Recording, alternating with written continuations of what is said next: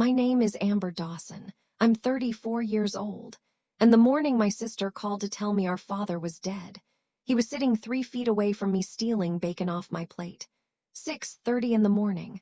I put the call on speaker. Sis, Dad died last night, Simona said, cold as a bank statement. He left everything to me and my husband. You get nothing.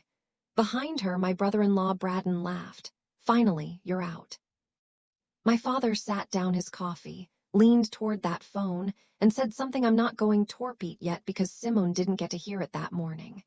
And you'll hear it exactly where she finally did. But here's what none of them knew. The funeral they were already counting money over was happening that Sunday, and Dad had picked out the flowers himself. Lilies. My mother hated lilies. He said she wouldn't mind missing this one. Welcome back to Calm Drama Stories, where quiet people finally get loud with dignity. We tell stories about family, betrayal, and justice done the right way for everyone who's ever been underestimated at their own kitchen table. If that's you, drop a comment below. Tell me where you're listening from, and be sure to subscribe. 9 months earlier, in October of 2025, my biggest worry was a night shift schedule. I'm a registered nurse. I was working travel contracts out of Columbus, Ohio. 13 weeks here, 13 weeks there. Because travel pay is how a girl from Cedar Falls kills off her nursing school loans before she turns 40. My father thought the whole arrangement was hilarious. You drive 3 states to give strangers their pills, he'd say, and I can't get you to change my furnace filter. That was Moses Dawson, 73 years old that fall. Army 1970 to 1974. He came home, turned wrenches for other people until 1981, then opened Dawson's garage on Route 9 and ran it for 36 years. He sold it in 2017, retired at 65, and moved exactly nowhere.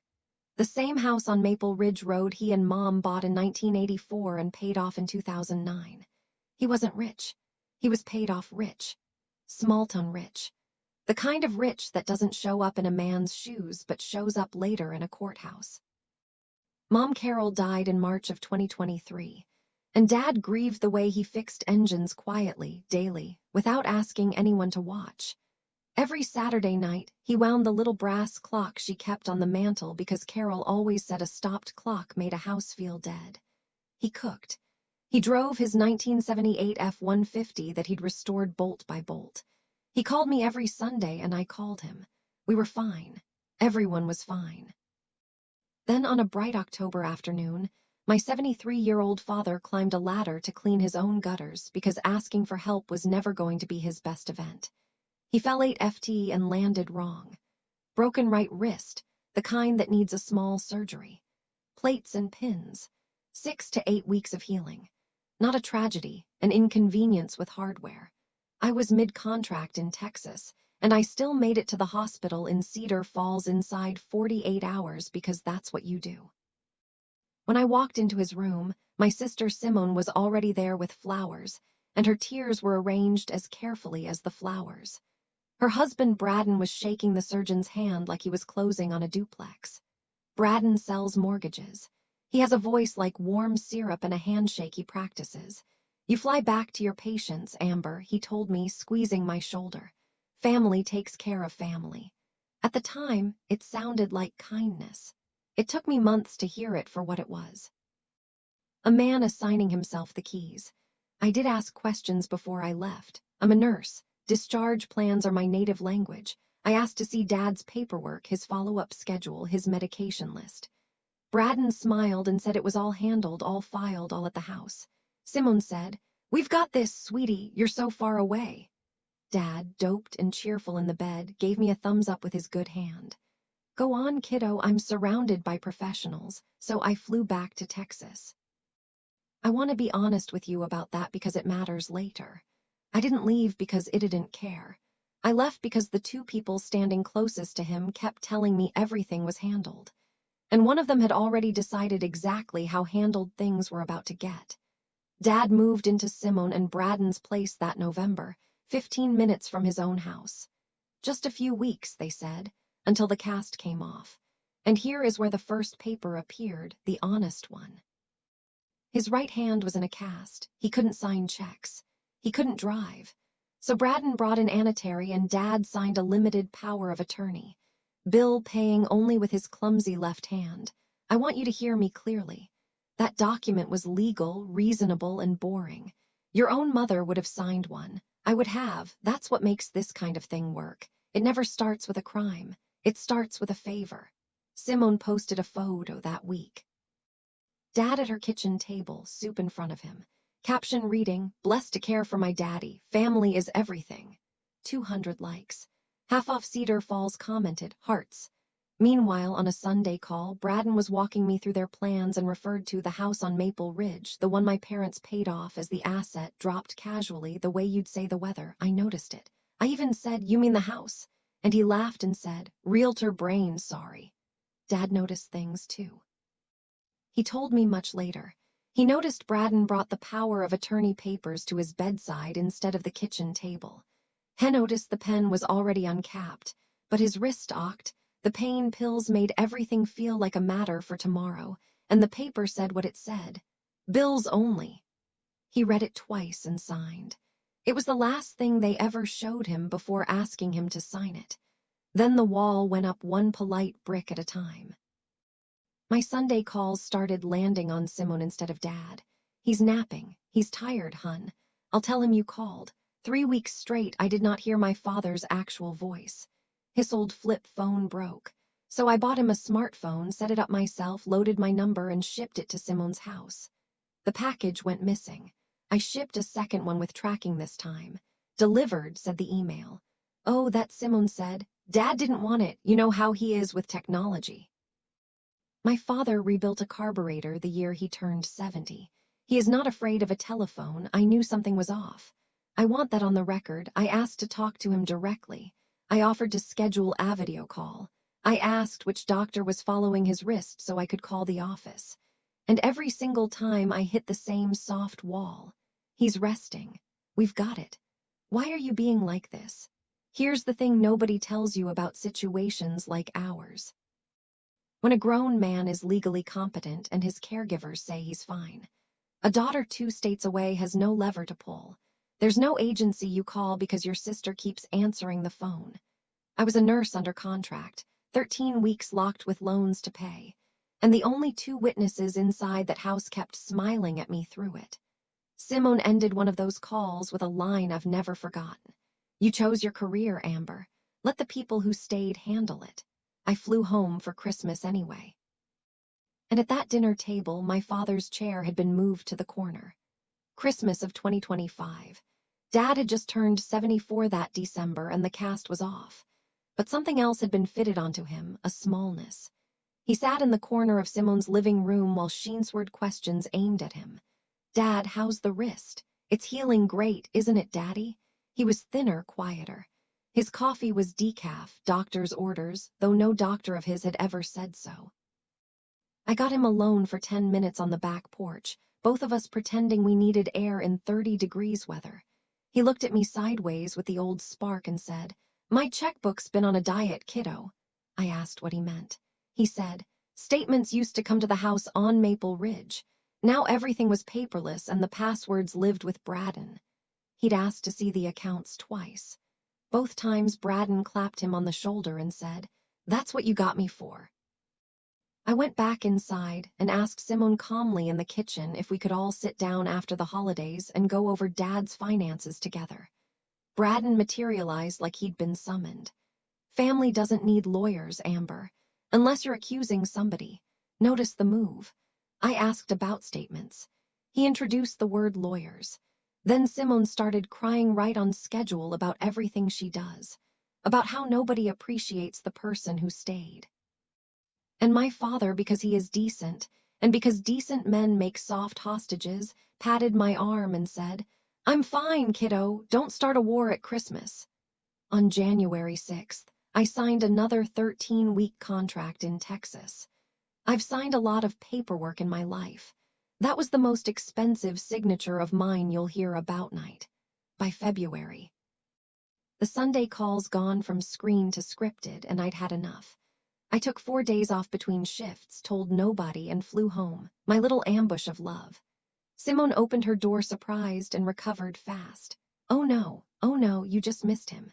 He's on an overnight fishing trip with the VFW boys. Bad timing, sweetie, fishing in Ohio in February. I drove to Dad's house on Maple Ridge and stood in the yard a while. Grass gone shaggy under the frost. Mailbox stuffed, curtains shut-ate, a house holding its breath. On the way out of town, I stopped for gas and ran into Earl Prescott.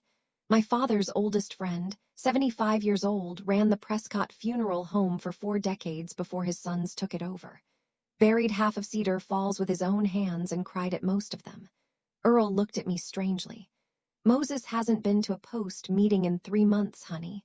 We figured he moved in with you, not on a fishing trip with them. Not at meetings at all. I called Simone from the gas station lot. She didn't even pause. Oh, it's not the VFW crowd, it's his other buddies, you don't know them. A lie stacked neatly on a lie like cordwood. I flew back to Texas with my stomach in a knot. And 3 days later, Simone texted me a photo. Dad in an armchair smiling thinly, holding that day's mood hostage. Dad's doing great. Stop checking up on us. I stared at that picture a long time. There was a detail in it, small, ordinary, right there in the background that I wouldn't understand for another 5 months. When I finally did, it changed how I saw every photo she'd ever sent. My contract ended the first week of May 2026, and I came home to Columbus with a plan to drive to Cedar Falls unannounced and refuse to leave without seeing my father. The phone rang before I'd unpacked. June Hetler, a nurse I'd worked med-surg with years ago, 58, sharp as a lancet, the kind of woman who notices everything and forgives most of it. She'd taken a job at a long-term care facility called Crest Haven Manor out near the Indianolan, 170 m from my kitchen. Her voice was careful. Amber, there's a resident here came in back in March. He asks every nurse on every shift if they know a nurse named Amber. Says she's his daughter. I couldn't speak. June kept going. Gentle, professional. His name is Moses Dawson, honey. Is that your father? I stood in the middle of my kitchen with my keys still in my hand. Nobody had said the words nursing home to me. Not once, not in any call, not in any text. As far as I'd have been told, my father was eating pot roast 15 minutes from his own house. Jun said one more thing before I hung up, and it's the thing that put me in the car. Amber, he doesn't present like a placement. He presents like somebody misplaced him.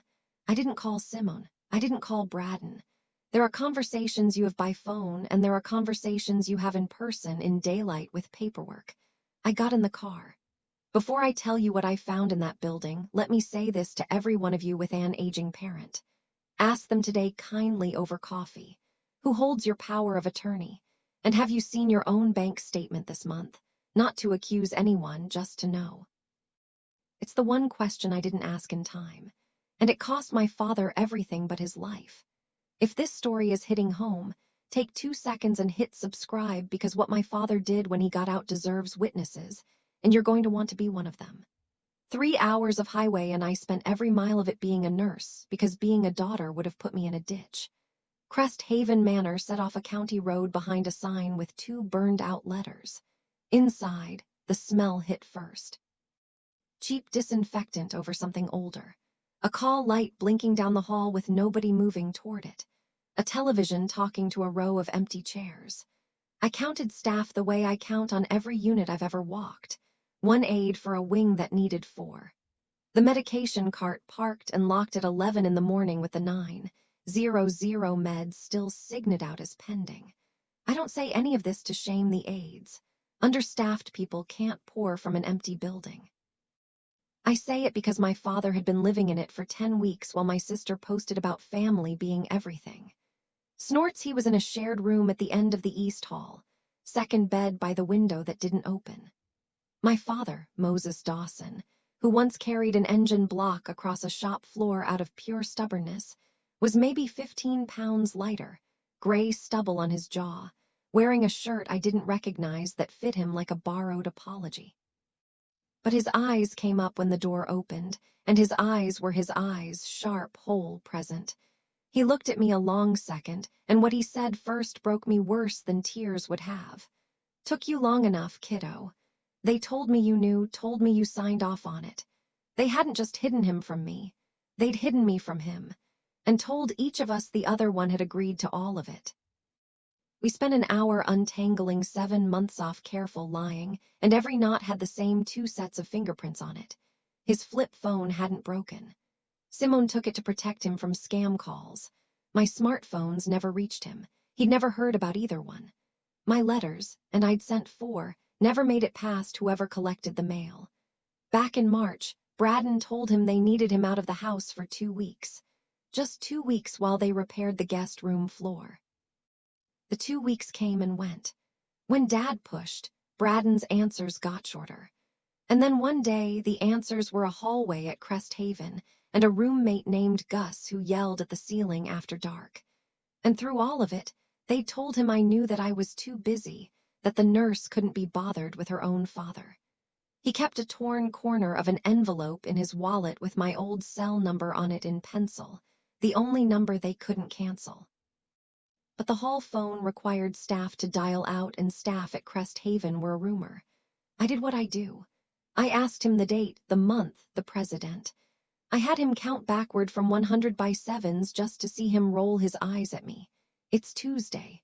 I'm in a purgatory, and your quiz is easier than one of Braden's mortgage pitches, sharp as ever.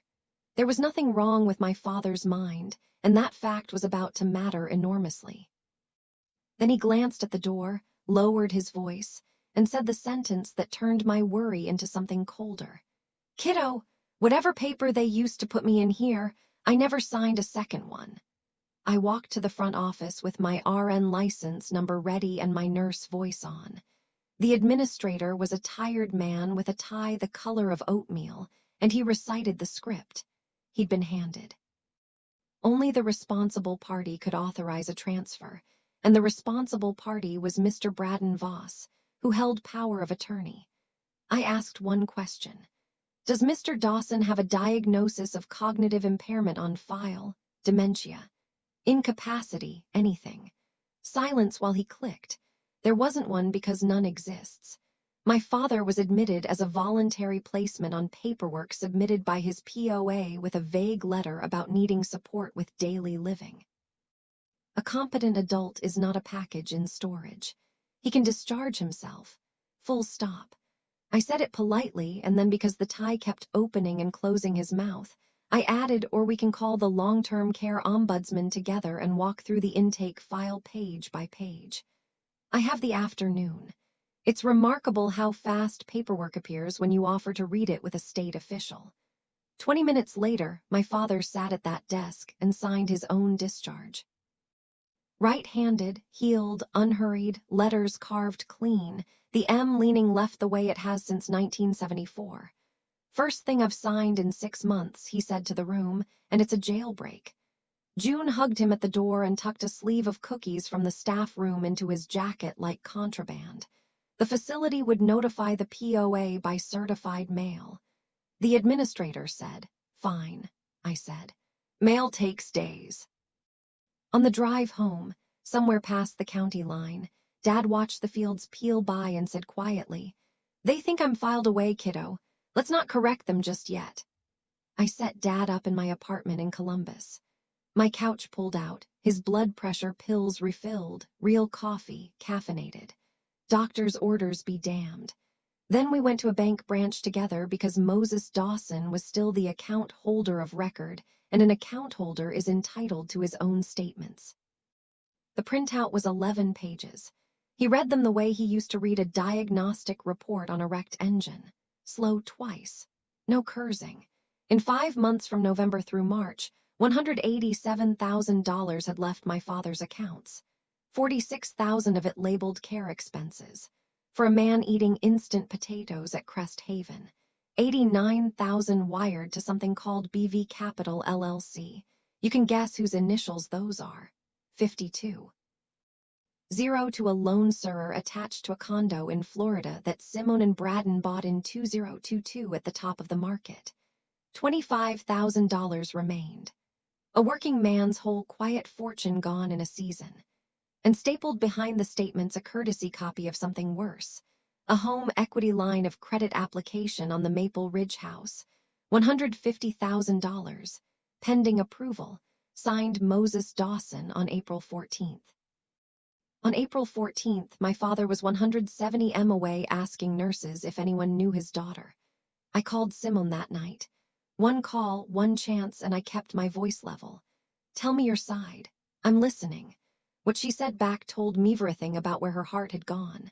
You were never really in this family, Amber. Don't you dare lecture the one who stayed. So we stopped asking family for answers. We hired a woman whose entire job is paperwork. Patricia Whitfield, elder law, 61 years old, reading glasses on a chain and a handshake like a filing cabinet closing.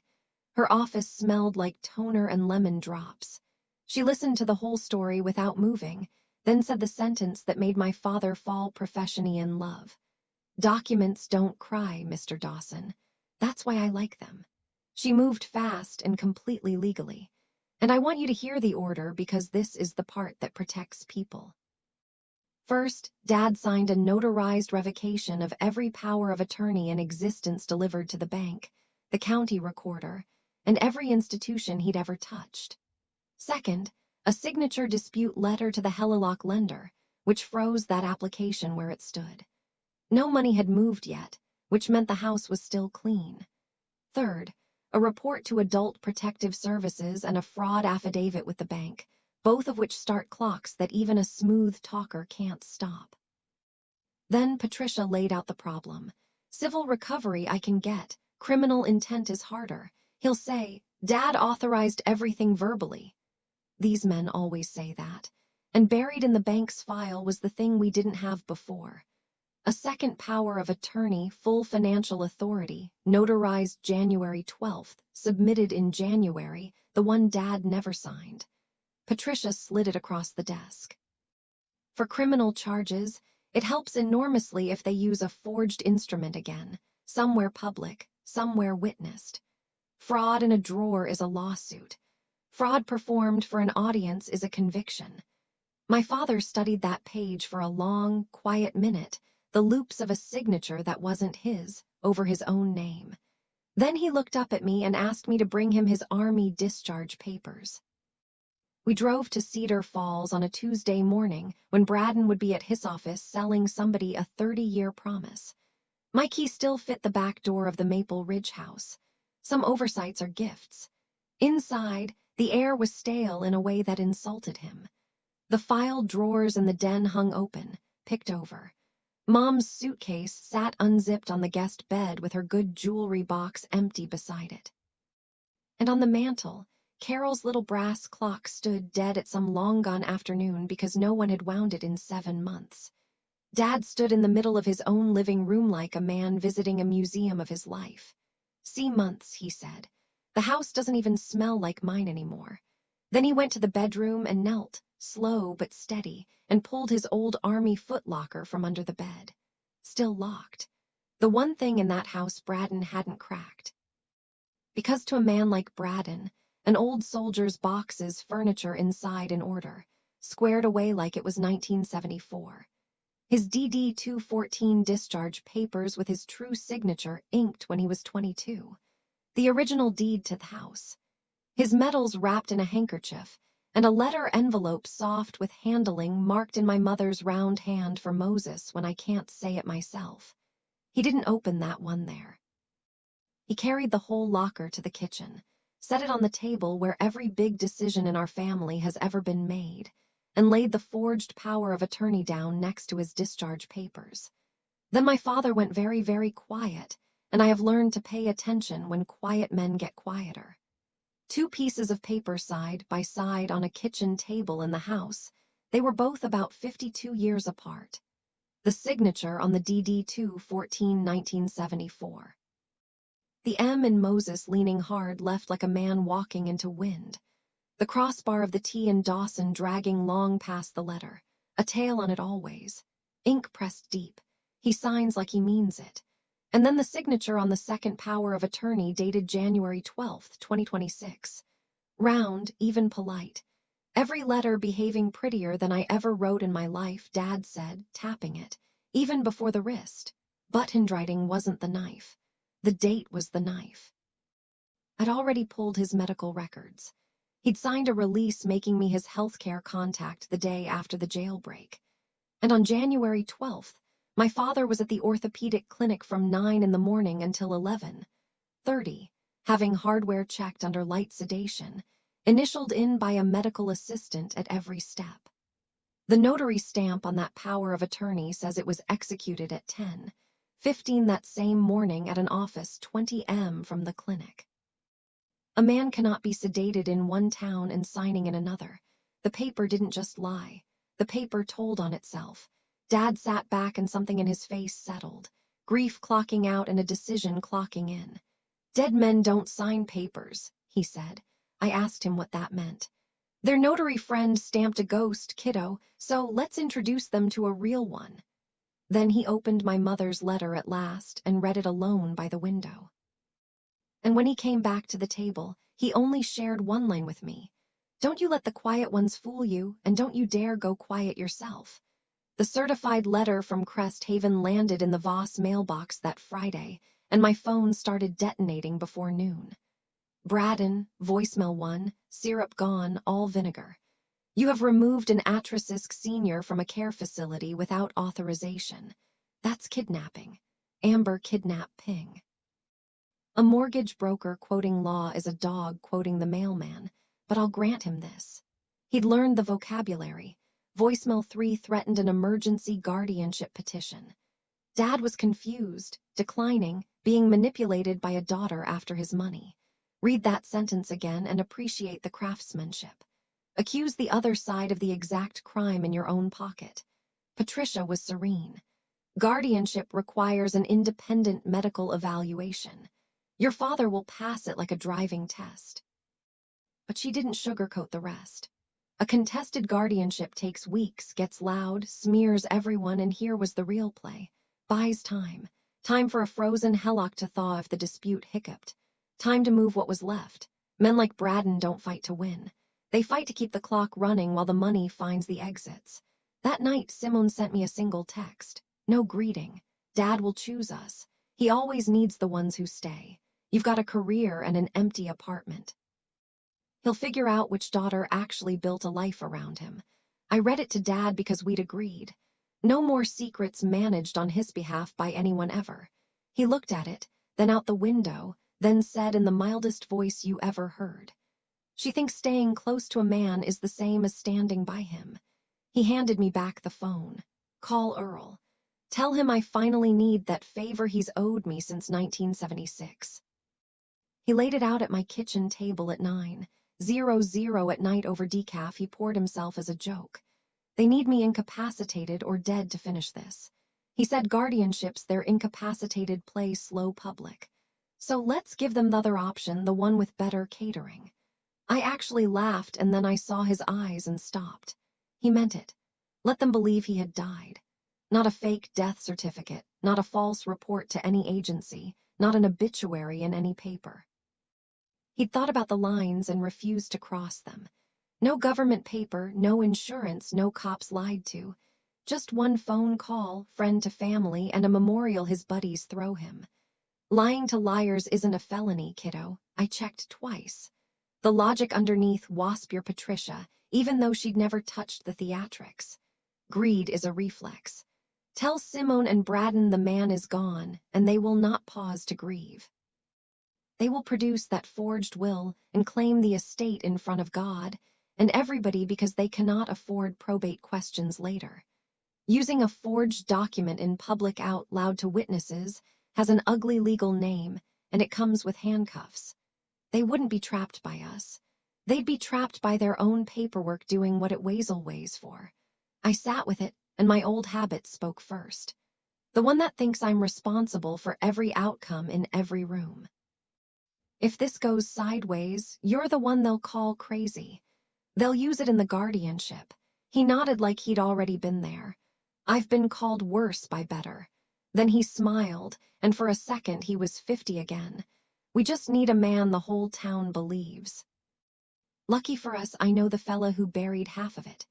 Earl Prescott listened to the whole plan on his back porch with a coffee going cold in his hand. And when Dad finished, Earl was silent about 5 seconds, which for Earl is a filibuster. Then I've buried 4 mayors and 1 man I truly didn't care for. This will be my first rehearsal. That's how the old guard says yes. Understand who these men are. Earl ran the Prescott funeral home for 40 years. His word on a passing is gospel in 3 counties. His sons run it now, but nobody in Cedar Falls would question Earl Prescott calling with sad news, which is exactly why he'd be the one to make the call. One call only personal to Simone. Her father collapsed and he was gone. Every word deniable as a misunderstanding between old men, and none of it anywhere near an official. Jun's part was even cleaner. If anyone phoned Crest Haven asking after Moses Dawson, she'd confirm only what was true. Mr. Dawson is no longer with us here, and let a guilty imagination do the heavy lifting. The VFW would host a memorial gathering that Sunday, organized by his Post brothers, the way they've done for every one of their own for 60 years. And Patricia would know nothing about any theatrics, officially or actually. She'd simply attend a community memorial as a guest the way small-town lawyers do with her briefcase because she never goes anywhere without it. If certain documents happen to be waved around in public, well, she'd be there with the real ones. Earl asked Dad one final logistics question. What flowers? Lilies. Dad said Carol hated Lees. Mind missing this one. Now I know some of you are yelling at your screens right now. Just sue them, Amber. We could have. We'd have likely won in 2 years, quietly in a beige hallway. But my father wanted more than his money back. He wanted his town to see who they were with their own eyes in real time. If you've ever watched a smooth talker fool every room he walks into, you know exactly why. Stay with me. The funeral's coming. And trust me, you want a front row seat. Subscribe now so you don't miss how this ends. Thursday, 7 in the evening. Earl made the call from his porch with Dad and me listening on speaker 3 FT away. My father attending the announcement of his own death with his arms crossed like a man auditing a repair estimate. Earl's voice did the thing 4 decades of practice does. That soft, settling tone that has carried bad news up 1,000 front walks. Simone, honey, it's Earl Prescott. It's about your father. He collapsed this evening. Sweetheart, I'm so sorry. He's gone. And then we all heard it. The pause, 3 full seconds. And into that pause, my sister did not say, "Where is he?" Or was he in pain? Or, "Oh God, not Daddy." My sister's first question, breathed out over what I will swear was relief, was where was he staying? Was anything with him? Papers, I mean. Dad's face didn't move. His hand did, knuckles widening around his coffee cup. Just once, then easing. Some griefs Ammon absorbs standing up. Earl, bless him, never broke stride. The Post brothers would handle everything, he said. A memorial Sunday at the VFW hall, no cost to family. As for papers, well, he supposed some lawyer somewhere had whatever there was. Bait floated gentle as a fly on a stream.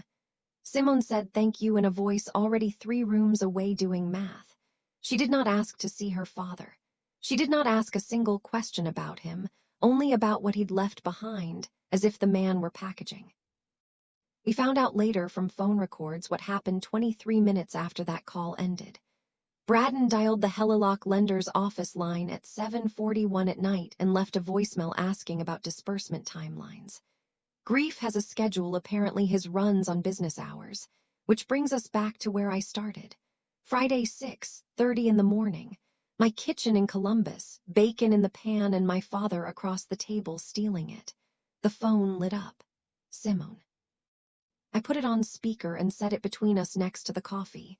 You know the words by now, but hear them again knowing what I knew. Sis, Dad died last night. Flat, not one tear in it. He left everything to me and my husband. You get nothing. And Braden close to the phone wanting me to hear him. Finally, you're out. Understand what that call actually was because it took me a second. Even then, she wasn't notifying me of a death. She was serving me an eviction from the family, from the estate, from the story. Before I could ask a single question about paperwork, the claim came first. The claim always comes first with them. My father set down his cup without a sound. He leaned in toward that phone close enough for the steam off his coffee to fog the screen, and he said something. Quiet level. Final. You haven't heard it yet because Simone didn't. My thumb was resting on the mute button, and it had been since I answered because we'd agreed the trap needed 2 more days in the ground. What he said was for Sunday. She'd hear it standing up in front of everyone, and so will you. Into the live line. I made my voice small and said I needed time, that I'd come Sunday to the memorial. Simone's last instruction before she hung up, and I quoted exactly. Fine, but don't you bring some lawyer to a funeral, Amber. Have some class. Ma'am, understood. They gave us Saturday, and they spent it exactly like themselves. By 9 in the morning, Simone had posted a black and white photo of Dad to Facebook. Rest easy, Daddy. Your girl was with you till the end. A heart emoji. 200 reactions by lunch. Casseroles pledged in the comments. Candle emojis from women who'd known Carol at church with you till the end. The end of what? His checking account. And here's where I finally understood the photo from February, the one she'd texted with. Stop checking up on us. Same armchair, same wall behind him. And on that wall, a clock reading 7 minutes past 4. The same 7 minutes past 4 as in the new memorial photo, and the same shirt on my father in both. Every proof of life she'd ever sent me came from one afternoon. One stage sitting cropped and reserved for months like leftovers. He'd been gone from that house since March. Her photographs never knew it. While she posted, Braden worked. A neighbor on Maple Ridge, Dottie crayons, watched that street 40 years, called me confused. A van in Dad's driveway, a man drilling out the locks. Saturday before any funeral, changing the locks on a dead man's house before they'd even buried him. Patricia added the timestamp of Doy's call to a folder that was getting thick. June reported in, too. Someone had phoned Crest Haven, asking for records for the estate. The estate. The body wasn't even cold. Mostly because it was at my kitchen table eating a BLT. Dad Snorts took in all of it calmly, then spent the evening polishing his good shoes and hanging his one dark suit on the door. Every man should look sharp at his own funeral, he said. Sunday came, 60 folding chairs, 1 closed casket, and my sister walked in wearing brand new shoes, carrying a folder. The VFW hall on a Sunday afternoon, flags at the front, the honor board with its brass names, 60 folding chairs in rows on an old wood floor that cacks confessions out of everybody. Earl had dressed the room like the professional he is. A casket at the front, closed, borrowed from the showroom floor, and nobody questions a closed casket at a memorial because nobody wants to. A photo of Dad in uniform. 1972. Cocky as sunrise, and Lee's. God help me. Lillis everywhere. The whole town came. Post brothers in their caps. Maple Ridge neighbors. Carol's church circle with foil-covered dishes for after dirty crayons in her good coat. June slipped in at the back. Patricia sat in the corner. Briefcase on her knees like a house cat bothering no one. Dad and I were in the storage room behind the stage through a side door, sight-aligned through the hinge gap, close enough to hear chairs creak. My job was to stand in that dark with my folder of true things and keep my breathing even. And I want to be honest, my hands were cold. His weren't. Simone entered like a widow in a picture. Black dress with tags freshly off, new shoes, tissue at the ready, crying precisely when observed and recovering the instant she wasn't. Braden worked the room in his closer suit, gripping shoulders, accepting condolences like deposits, a folder of his own tucked under one arm. They took the front row. Of course, they took the front row. And at 2:00, Earl stepped to the little podium, cleared his throat with ceremony, and said the sentence we'd built the whole trap around.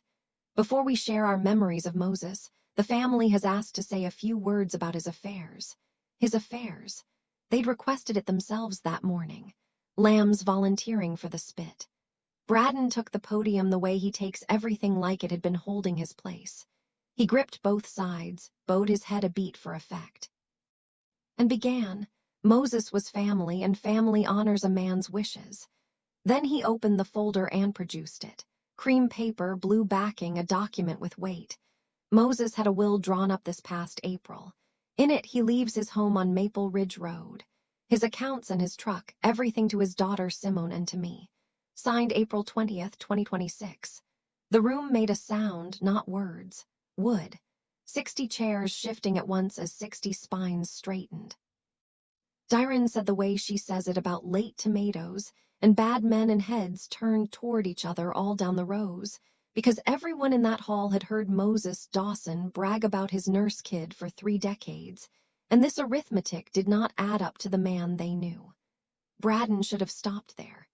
Braden has never once stopped there in his life. He raised a hand for quiet, found my face in the crowd. I'd slipped out to stand at the back wall minutes before, per the plan, and read the next line slowly, tasting it. And to my daughter, Amber, I leave nothing for reasons she knows. For reasons she knows. He read a dead man's cruelty to a room full of that dead man's friends, and he smiled while he did it. And that smile is the most expensive thing that man has ever worn. In the corner, Patricia's thumbs undid the clasps of her briefcase without hurry. And up at the podium, Earl leaned toward the microphone, gentle as church. April 20th, you said. Strange date for a signature. The side door clicked. I watched 60 people hear it. Let me hold that door closed one more moment because you need to know what was on the other side of it the night before. Saturday, near midnight, my kitchen. The plans spread out like an engine gasket set. My old habit had one last run at us. The voice that says every disaster in every room is mine to prevent. We can still just hand it all to the police Monday, I said. Clean, quiet, no stage. Dad was quiet a while. When he answered, he wasn't sharp about it. He was almost gentle. Simone said, you get nothing. Let's see what nothing looks like when it stands up and walks. Then he told me the real reason, the one under all the strategy, and I'm going to give it to you the way he gave it to me. Kiddo, they didn't steal my savings. Savings can be rebuilt. I built them once with a wrench. They stole my say, told the town I needed storing, told my own girl I didn't want her, told me my own mind couldn't be trusted. A man's say is all he's actually got at 74, and I'm taking mine back in front of everybody they lied to. That was the whole war in one paragraph standing in my kitchen in his undershirt. So we agreed on the rules of engagement, his rules, no shouting, no accusations from us, no speeches. I would carry the folder, statements, revocation, medical records, his discharge papers, and we would stand there and let paper do the talking because paper had been their weapon from the start. And there is a justice in being beaten by the real thing. Sunday afternoon, 217. The hinge gap went bright. My father's hand turned the knob, and 60 people were about to attend the shortest resurrection in Ohio history. The side door opened, and my father walked into his own memorial service. Dark suit pressed to a knife's edge, shoes like black glass, the VFW pin on his lapel catching the hall lights. He didn't hurry. Moses Dawson has never hurried for anyone, and he was not about to start for his own funeral. One measured step, then another, the old floor announcing each one like a drum roll it had been saving up for 60 years. The room came apart in slow motion. A casserole dish slid off a side table and hit the floor with a crash nobody turned to look at. One of the church women crossed herself twice and sat down hard. Somebody's oxygen tank whistled. In the back, June lost the fight entirely and barked one clean laugh before clamping both hands over her mouth. Dyron said loudly to no one, "Well, I'll be damned," which, as far as anyone knows, is the first time in her life.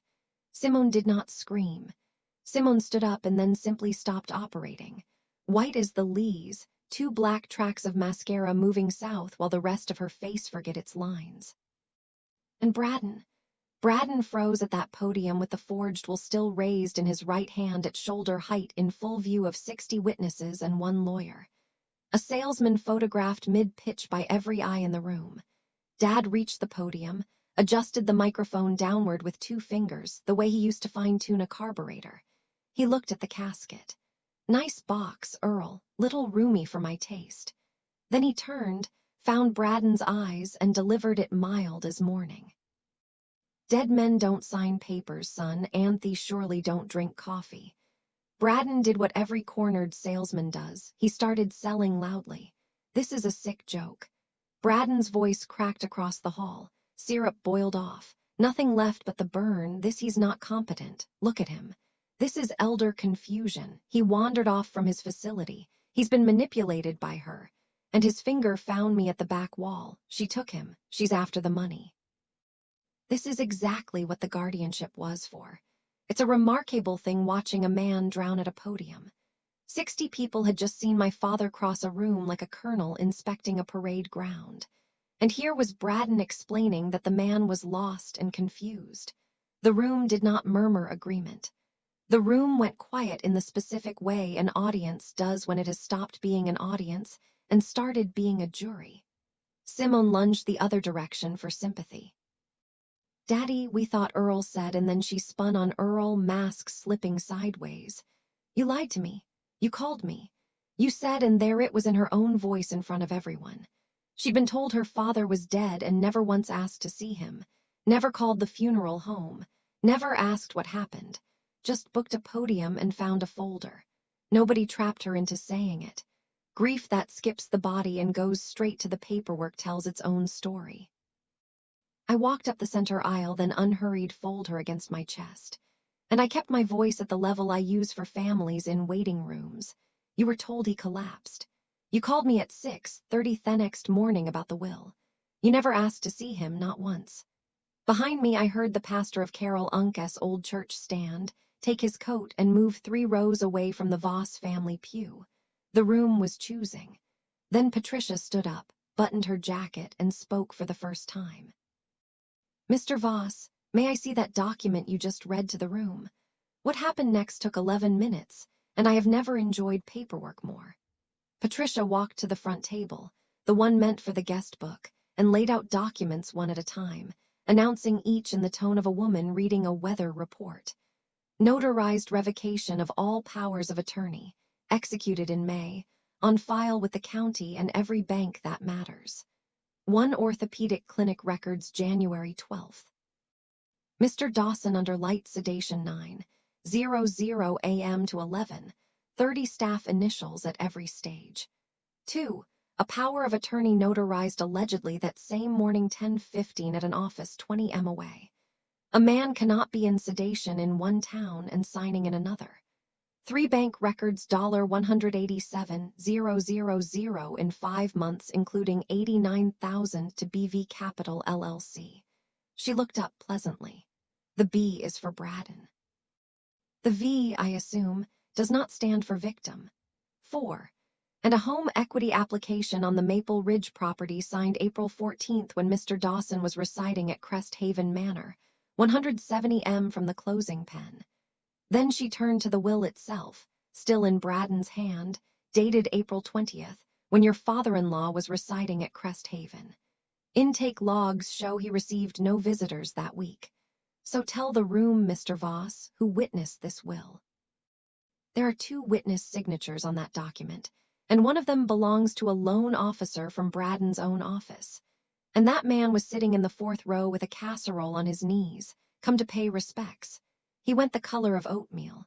You told me it was routine estate stuff, Braden. You said it was a formality. His voice cracked in front of everyone. A witness to the forgery, unwitnessing himself live. Braden made his last stand. Nobody consented. Tobing recorded. "You people set me up." Patricia mildly. "No one recorded anything, Mr. Voss. You read it into a microphone at a funeral that you scheduled speaking time for. And that is when the hall doors opened and 2 deputies from the county sheriff's office stepped in out of the afternoon light, exactly on the schedule Patricia had arranged with the fraud unit 3 days before. Nobody got tackled and nobody got cuffed in front of the Lees. Real life is quieter than that. And honestly, quieter is worse. The deputies came up the aisle, unhurried the way men do when the outcome is already filed. And the older one said the sentence that ends a certain kind of man's whole architecture. "Mr. Voss, we'd like you to come answer some questions regarding a bank fraud report and some documents. Bank's already frozen the line of credit and referred it. Won't take long to start. Bank fraud federal. You could watch them land on Braden and read every stage on his face because a salesman only has masks and he went through the whole drawer in 10 seconds. Outrage. This is a family matter. The deputies didn't blink. Charm. Gentlemen, there's been a huge misunderstanding. Let's talk offline. Nothing. And then the last mask, the real one, the beggar. He turned to my father and his voice did something I'd never heard it do. It went up, Moses, Moses, I'm family. I was going to pay it all back, every cent. It was an investment. I was growing it for you, for your retirement. My father looked at him the way he used to look at an engine somebody had lied to him about. Calm, diagnostic, a little sad at the waist. You had my checkbook for 7 months, son. The only thing you grew was my funeral. The hall did not laugh. It exhaled. 60 people, one breath, the sound of a town closing a ledger. Then Simone broke. And I need to tell this part straight because she's still my sister. She dropped into the front row chair like her strings were cut. And for one moment, the performance stopped and the actual woman looked out. We were drowning, Daddy. Barely a voice at all. The condo, the cards, all of it. Braden said it was temporary. It was only ever supposed to be temporary. And I believed her. I still do. That's the tragedy. It probably did start as temporary, the way a leak starts as a drip. But nobody stays sympathetic for long on that family side of the room. And she proved why in the very next breath, wheeling on me with her wet face twisting. But you made it worse, Amber. If you just stayed out of it, nobody ever had to know. There it is. Not I'm sorry. Not what did we do. Just we'd have gotten away with it if the family nurse hadn't checked the chart. I looked at my big sister, the one who taught me to ride a bike, who curled my hair for prom, who called me at 6:30 in the morning to tell me I was nothing. And I gave her the calmest sentence in this whole story. You called before sunrise to tell me I get nothing. Sis, I'm the only one leaving this room with everything I walked in with. The deputies moved. Braden went up the aisle between them, still explaining interest rates to men wearing badges, and my father stepped to the microphone one last time, put his hand flat on the borrowed casket, and addressed his own funeral. Folks, I apologize for the dry run, but you needed to see it. Not because I'm special, because next time it's your house, your kids, your papers. Check them while you're still above ground. The pastor said, Amen, at a memorial for a living man. It remains the proudest church moment of my father's life. The parking lot after gravel, late sun, 2 county cars. The deputies were settling Braden into the back of the first one. He was snorts, asking about his phone call before the door even shut. A man already drafting his version. Simone walked to the second car under her own power. Nobody was arresting her that afternoon, but they had questions, and her new shoes kept catching in the gravel. That expensive click gone stumbling and arrhythmic, and something about that sound is filed in my memory forever under the word consequences. At the car door, she stopped and she turned around. And for the first time that entire day, through the announcement, the will, the resurrection, all of it, my sister looked at our father instead of at what he owned. Dad walked over, took his time like always. He stopped about an arm's length away, and he didn't raise his voice, didn't sharpen it, didn't perform for the crowd drifting out onto the steps behind us. Snorts, he simply said to her at last out loud the thing he'd said into a muted phone at my kitchen table on Friday morning at 6:31 with the steam coming off his coffee. You buried the wrong man, sweetheart. That's it. That's what he'd said with his thumb an inch from my mute button, and what he'd saved 2 days to deliver in person. Simone's mouth opened. Whatever was supposed to come out never reported for duty. The deputy closed the door with that soft terminal government click from the other car through glass. Braden was still going. Muffled, urgent lawyer misunderstanding. Moses. Moses. And I stepped up beside my father and gave Braden back his own words at the volume you'd use for a toll booth. You were right about one thing, Braden. Somebody's finally out. The cars pulled away. Earl appeared at Dad's shoulder with 2 cups of the church lady's coffee and surveyed the emptying lot with professional satisfaction. Best service I ever ran. 10 out of 10 would bury you again. Dad snorted. unpinned the Lily Biner Earl had insisted on, and laid it on the casket as they wheeled it back to the van. Give these to somebody who's actually dead. I've got a house to unlock. And that, friends, is how my father attended his own funeral. Cleared his own name and still made it home in time to watch the evening news, which for once had nothing on him. We unlocked Maple Ridge that same evening, a locksmith of our own choosing, invoice and receipt, becauing this family. We keep records now. Dad walked straight past everything Braden's crew had pawed through, went to the mantel, and wound my mother's brass clock first thing before he'd even taken off the suit. The tick came back. The house started breathing again, and so I think did he. Here's the ledger because you've earned the numbers. Braden was charged with 2 counts of forgery, the power of attorney and the will, plus theft from an elderly person and falsifying a loan application. The state licensing board suspended his mortgage license within the month and revoked it by fall, which in his industry is a death certificate they don't hold memorials for. BV Capital LLC was dissolved by the receiver. Between the bank's fraud restitution and the clawback from the LLC, my father recovered $141,000 of the $187,000 they took. The HELOC application died frozen. The house was never touched. Patricia moved everything into a living trust with locks on it that Braden couldn't pick with a law degree, which he also doesn't have. Simone took a plea. Her attorney was smart, and her tears were for once in front of the right audience. 3 years probation, restitution on a schedule, and 300 hours of community service, which the judge, who possesses a sense of humor drier than my father's, assigned her at a nursing home. She empties bedpans on Saturdays and reads to residents whose families don't visit. People ask me if I've forgiven my sister. I'll tell you what I told her. Through the glass partition at the county probation office. 8 weeks later, she looked smaller at the probation office. No mascara to run. She asked flat, "Did you come to gloat?" And I said no and meant it and slid an envelope across to the officer to pass through, a copy of Mom's letter, the one from the Foot Locker. At the bottom, under Mom's handwriting, Dad had added a line of his own in pencil. "Your mother said don't go quiet. That part was for you too. Pay it back, then start over, Dad." Simone read it twice. Something moved in her face that I hadn't seen since before Braden. And I don't know what happens to it from here. That's hers to work out. What I said through that glass was a boundary, not a bridge, and I gave it to her word for word. When the restitution's paid and the counseling's real, you know my address.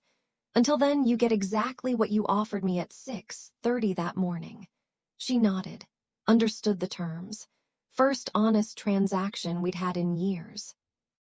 As for the rest of us, Dad's back at the VFW every Thursday, and he and Earl started something that's turned into a small legend in the county. A monthly talk at the post called Papers While You're Breathing.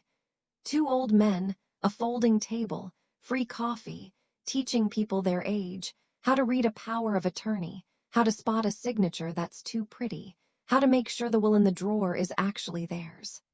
11 people came the first month. By the third, they were setting up extra chairs, and a woman from 2 towns over stood up and said the talk had caught her nephew mids.